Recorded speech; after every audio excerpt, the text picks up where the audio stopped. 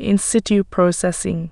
In-situ processing, also known as in-storage processing (ISP), is a computer science term that refers to processing data where it resides.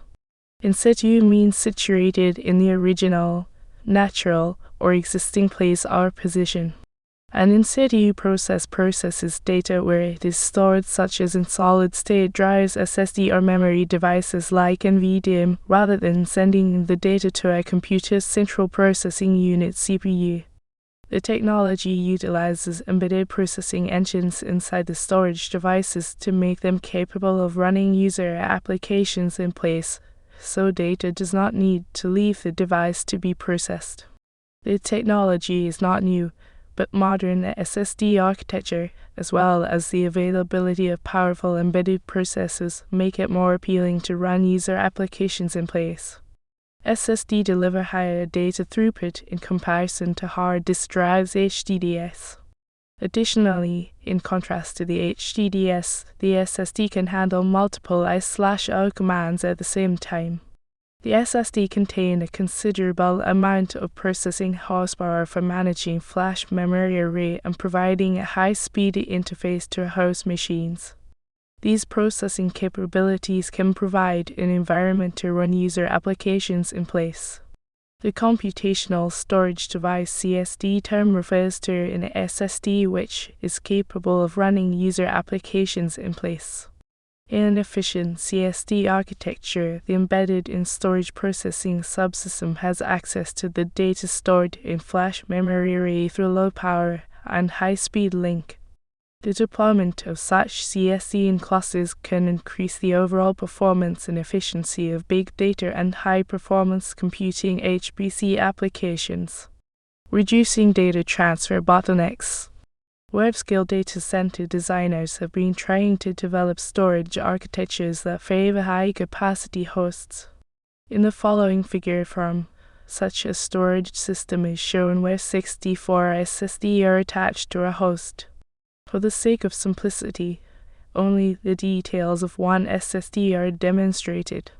Modern SSD usually contain 16 or more flash memory channels, which can be utilized concurrently for flash memory array I/O operations. Considering 512 MB/s bandwidth per channel, the internal bandwidth of an SSD with 16 flash memory channels is about 8 GB/s.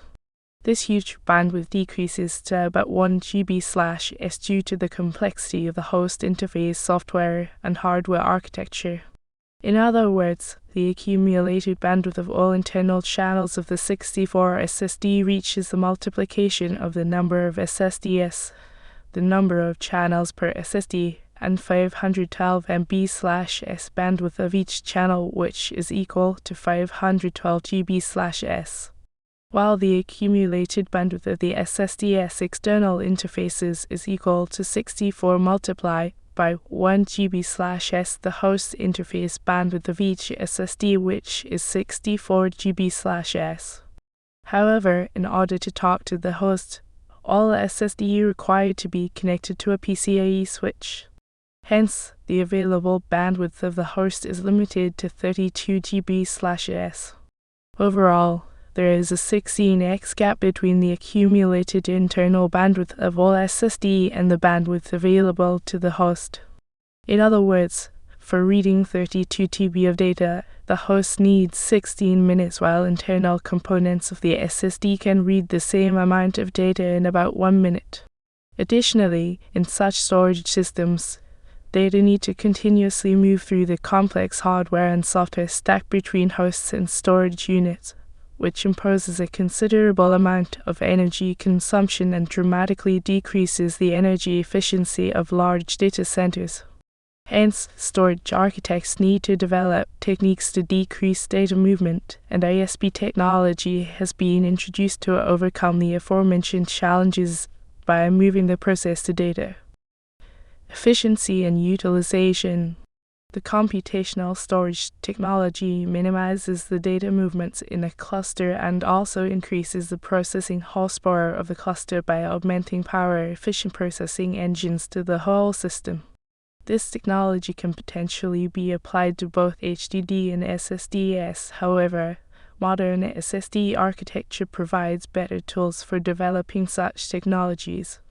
The SSD, which can run user application in place, are called computational storage devices (CSDs).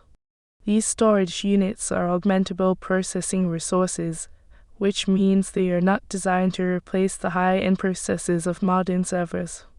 Instead, they can collaborate with the host CPU and augment their efficient processing horsepower to the system. The scientific article Computational Storage, an efficient and scalable platform for big data and HPC applications, which is published by Springer Publishing under open access policy free for the public to access, shows the benefits of CSD utilization in the clusters. Examples of in-storage processing can be seen in fields like visualization efforts, biology, and chemistry. This showcases how this technology allows for actions and results to be seen more efficiently than through data movement, regardless of the data being moved. The following figures show how CSD can be utilized in an Apache Hadoop cluster and on a message passing interface-based distributed environment. Industry. In the storage industry, implementations from several companies are now available, including Pharma NGD Systems, Scale Flux, and IDTCOM. Other companies have tried to do similar work in the past, including Micron Technology and Samsung. The approach from all of these are the same direction, managing or processing data where it resided. NGD Systems was the first company to create in-situ processing storage and has produced 2 versions of the device since 2017. The Catalaniminous one was a standalone SSD that offered 24 TB of flash along with processing. A second product called Newport was released in 2018 that offered up to 32 TB of flash memory.